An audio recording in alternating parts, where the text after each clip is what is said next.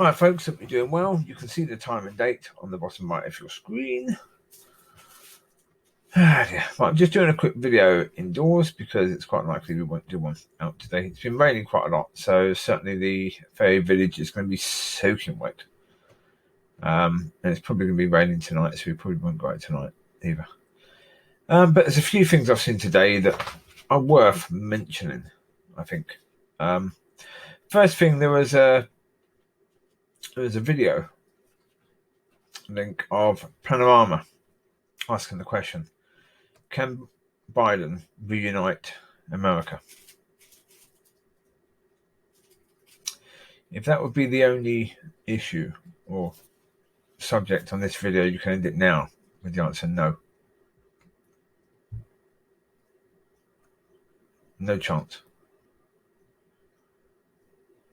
I mean, if you could have the perfect candidate, the perfect president, who could have 8 years. I don't think Biden's going to have 8 years, but you could have someone who would have 8 years. In that 8 years, no, they might be able to repair some of the damage that's been done. But are you going to be able to repair it all? No. Not in any way, shape, or form. No chance. You can't do that because of the fact that this damage has taken years to create. The distance between the two sides has taken years to create. When you got a media like Fox Media that's spewing the sort of crap they're spewing, when you got Facebook that's showing people content that is extreme right-wing content, and Twitter will do the same for them. Yeah. Well, certainly as they like certain people that are right-wing, they're going to get all this stuff thrown at them all the time.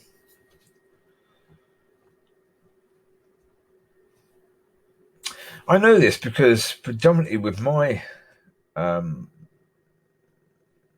Twitter and stuff, I have a lot of people that are what you would consider to be right-wing, although not extreme right-wing, but right-wing.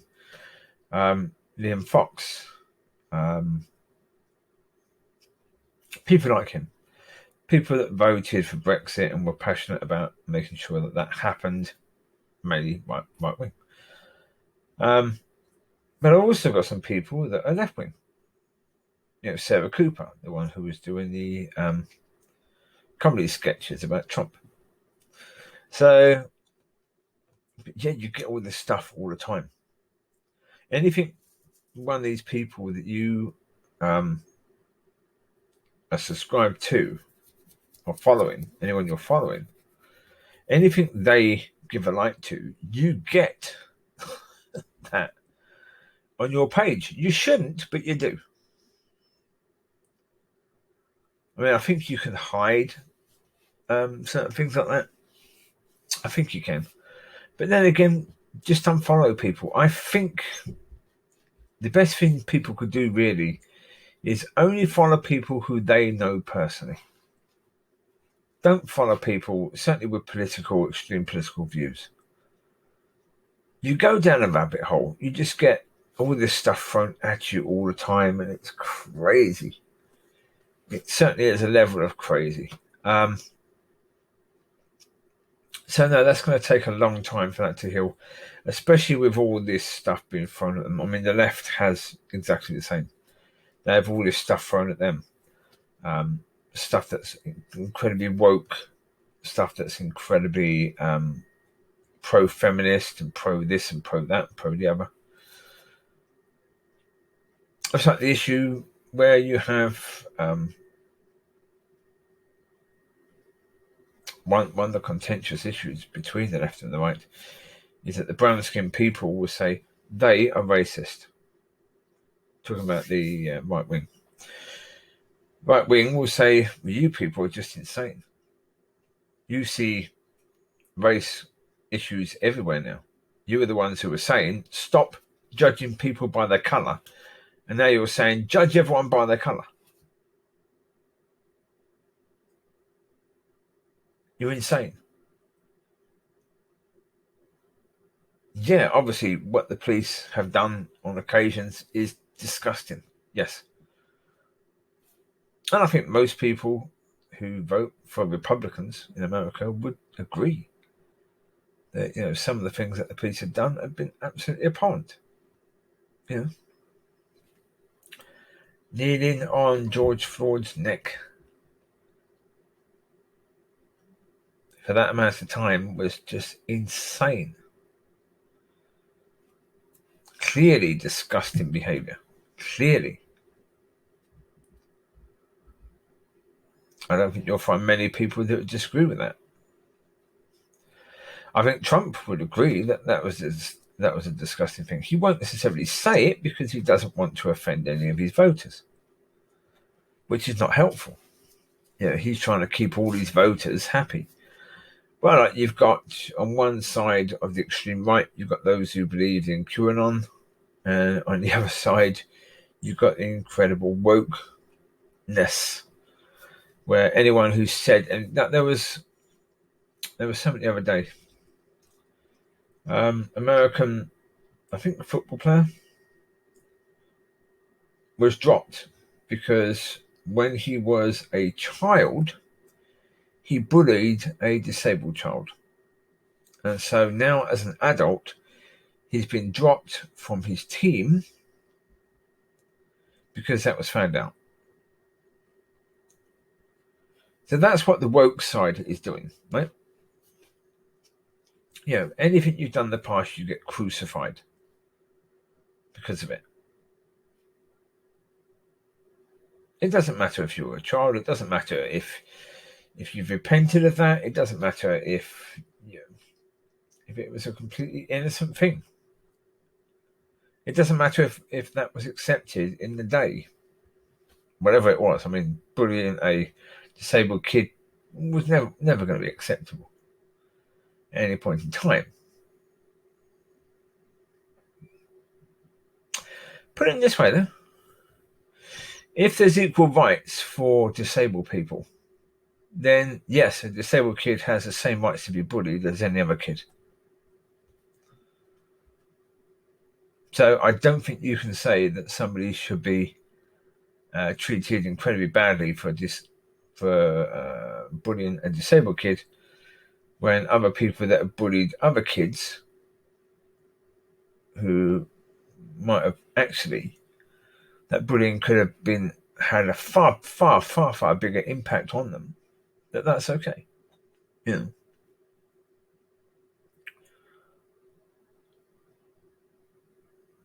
is very much a case that if bullying is wrong, then bullying is wrong. Don't point out someone who is disabled and say, well, that person was weak because they were disabled. That's something that woke people shouldn't be doing, isn't it, really?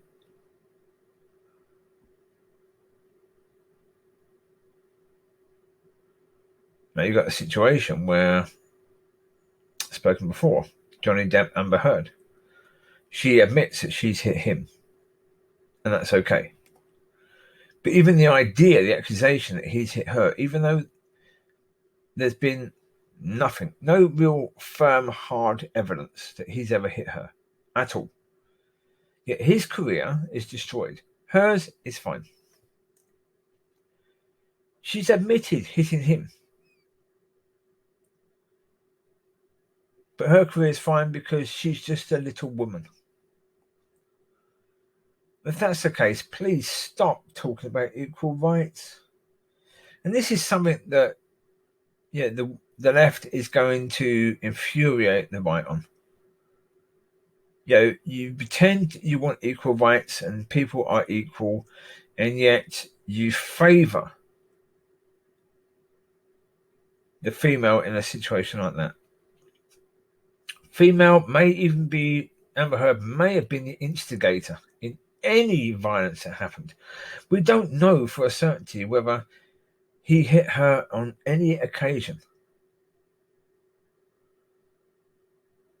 But if she continued to hit him, to throw things at him, and to be abusive towards him, if he, even on one occasion, struck her back, society, certainly the left, would deem that it's appropriate for him to be blacklisted because he hit her. Doesn't matter what she did, because she's a woman. Well, then stop the shit about equal rights. You're not equal. If you're equal, then if you do this as a female, then you are equally as guilty as a man who does this. That's what equal is about. You are viewed at the same level. Stop pretending that you're viewed or you want to be viewed at the same level when you don't.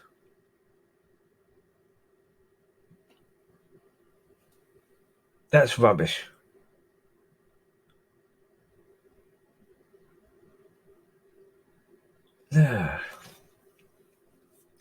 Second point. Not quite so, but it is, I suppose it is quite divisive. Again, looking at it from a worldly point of view, not really a Christian point. I'll try and put a Christian point of view in there if I can.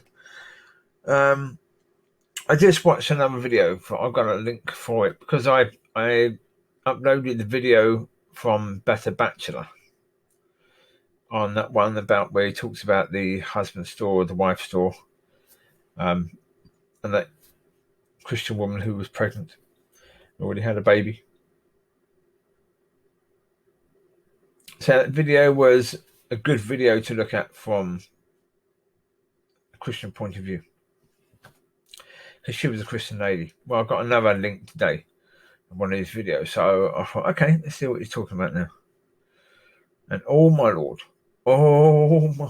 I'm starting to see this man for who he really is. It's like, oh dear. He's a typical man who's moving towards women hater. Moving towards that, because what he's speaking is quite similar to these people that are women haters. Today he was speaking about I'll find the link. I've still got the link there on my notifications, so I'll link it, but it's quite it is interesting to watch. It is interesting to watch. I mean, put it this way, you see a man who certainly he is judging this woman quite harshly for doing what many men do. And he tries to justify it by looking at biology, but he's not a biologist. But he tries to justify it by looking at that sort of thing. I mean, he's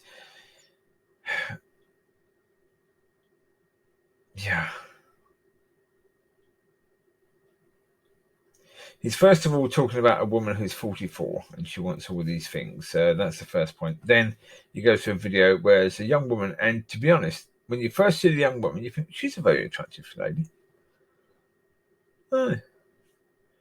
But then she starts speaking, and the more she speaks, you're thinking, oh my lord, oh God, Jesus Christ, this woman. Oh wow. She comes across as if she's drunk. Seriously, she comes across as if she's drunk. She's sitting in a car and you're thinking, I hope you're not going to drive that.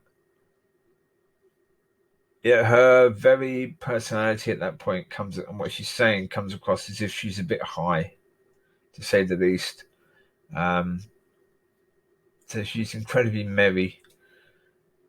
But the things she's saying, basically, some of her friends, female, made the decision that they were going to have sex with men whose names started with A and go through the alphabet. They were going to do this in as short a time as they could. So have sex with all that many men. Start from A, then to Z. And this woman starts to crack up, laughing her head off, because one of her friends has got to K. She's got all the way from A to K.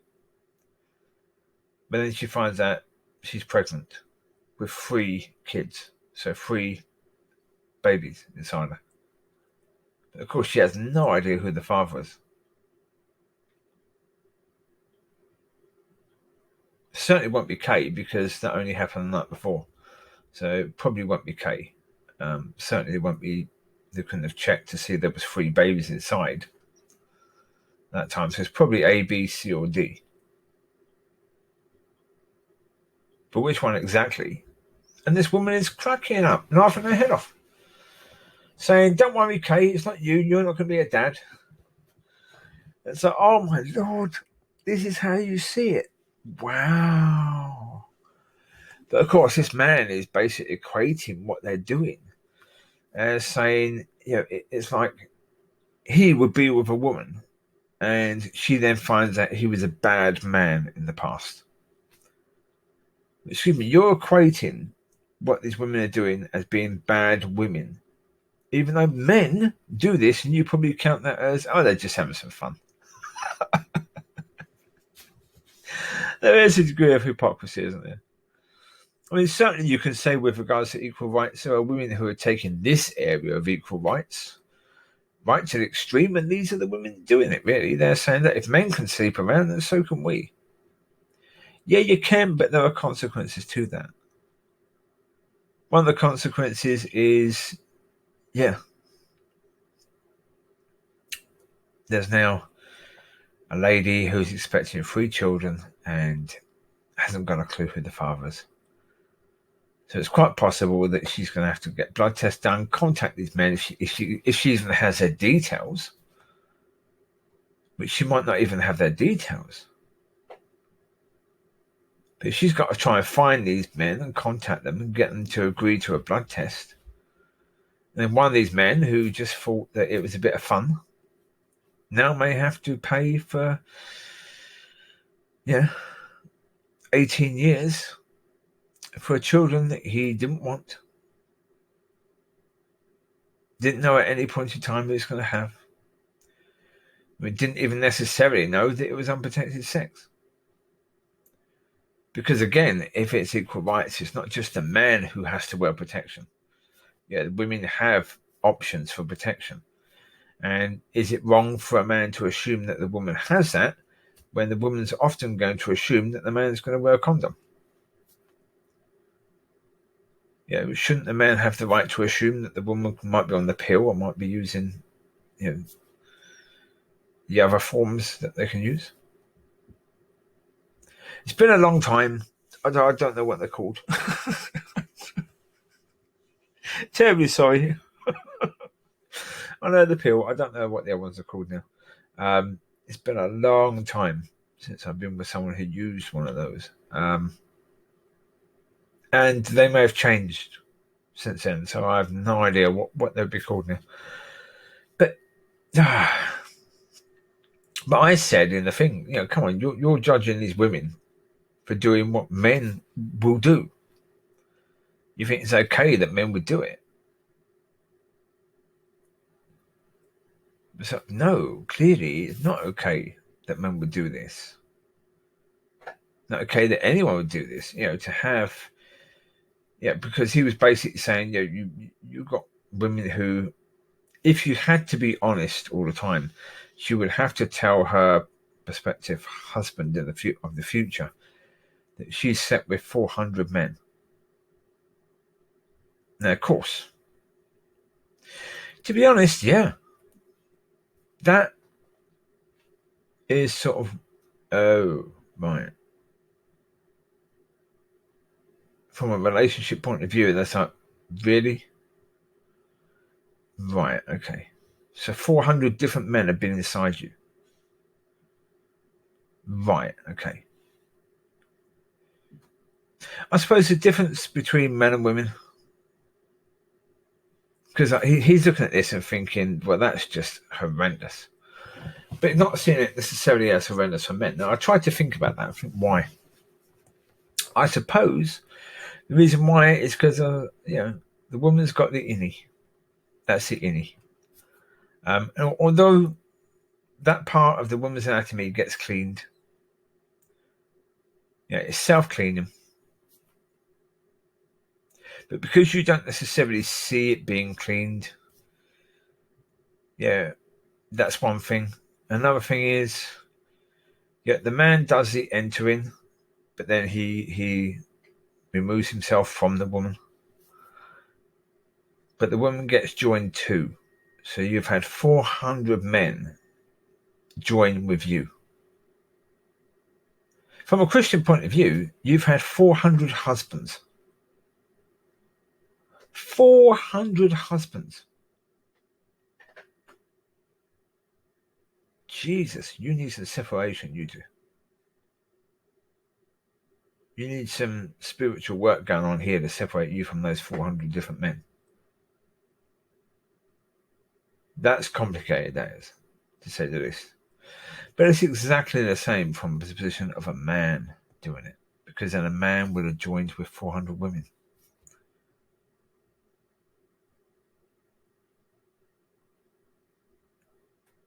Yeah. I don't know why it's viewed as worse for a woman than from a man. I mean, as I say, that's partly why.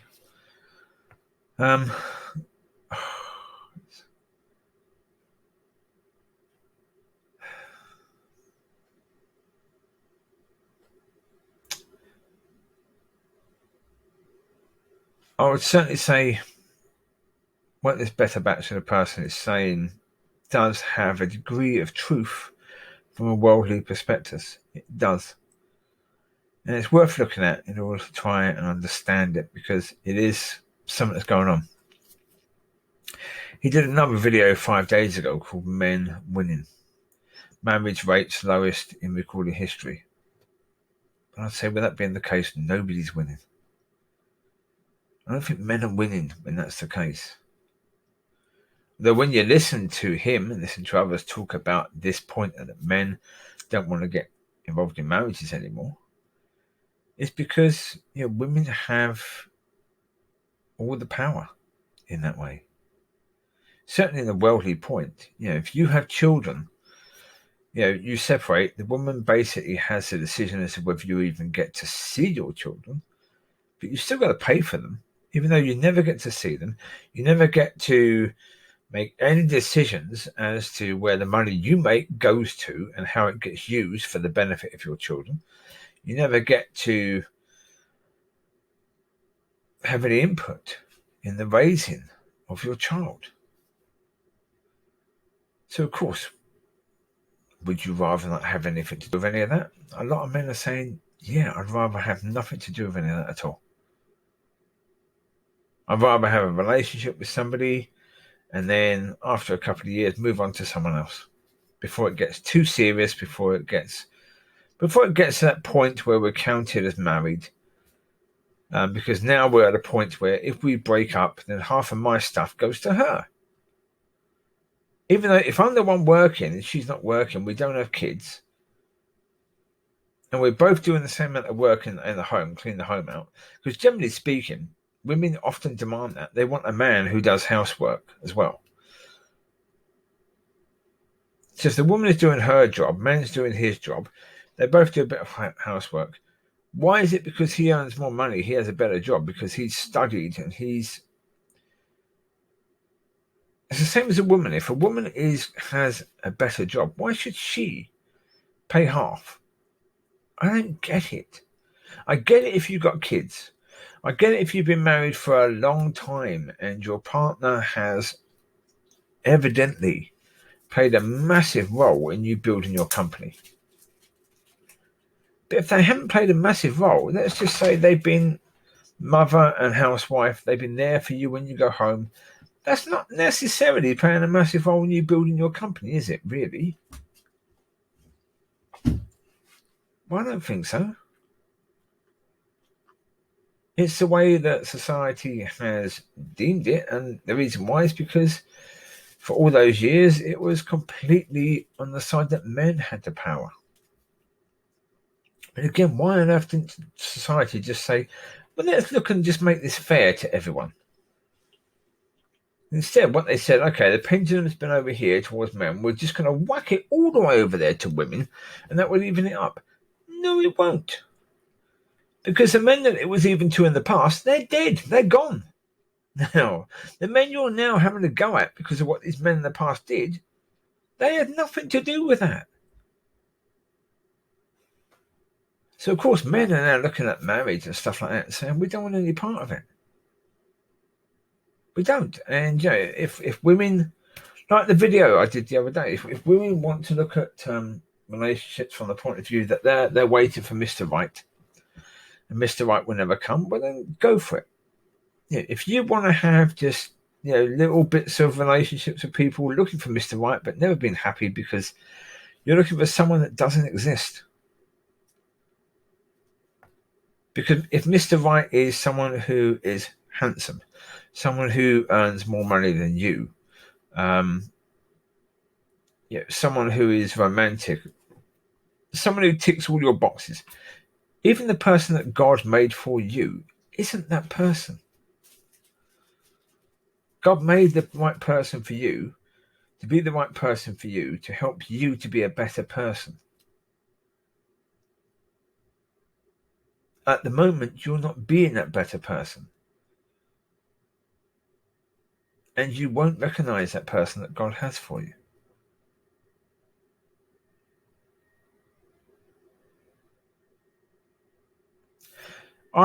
East Idaho News have just done a video called Life Lessons, what Nancy and Kent Chamberlain have learned after 62... What is it saying there? After 62 what? Come on. After 62 years of marriage. Now, you see, that is something that could be worth watching. It's 4 minutes long. I think I'll link that as well. I will link the one by Better Bachelor because what this woman says is, her attitude is, wow, okay. She's a young, attractive woman, but her head is in a weird space, to say the least. I'll add that, but I will also add this one. I don't know what Nancy and Kent have learned. I will give it a watch first. If there's anything in there that's not appropriate, I will not add that one. But it's East Idaho News, so I imagine it's going to be a nice thing because it's life lessons, so there should be some nice stuff there that people can maybe learn from. Because it is a case that, ideally speaking, we want to have as many years as possible of marriage, and many wonderful years as possible of marriage, because it means you've got someone to share your life with. That's what it means. You've got someone who's going to be there for you, who's going to know the bits of you that aren't that attractive, and that's okay. Because that person's going to focus on the bits of you that are really attractive. They're going to focus on those parts of you. And every morning you wake up, they're pleased to see you, you're pleased to see them. You sit down and you cuddle. You deal with that. You go out together, you share your life together. You make each other better. That's the idea there. That's what we all want, really. That's what those women want who are looking for Mr. Perfect. Even that young girl who's saying that her friends are doing this A to Z, what those friends really want is to have that Mr. Right. But the real Mr. Right. Not the ideal Mr. Right, but the real Mr. Right. Someone who they can spend 62 years married to. So there you go. You take care. God bless. I will speak to you soon. Bye-bye.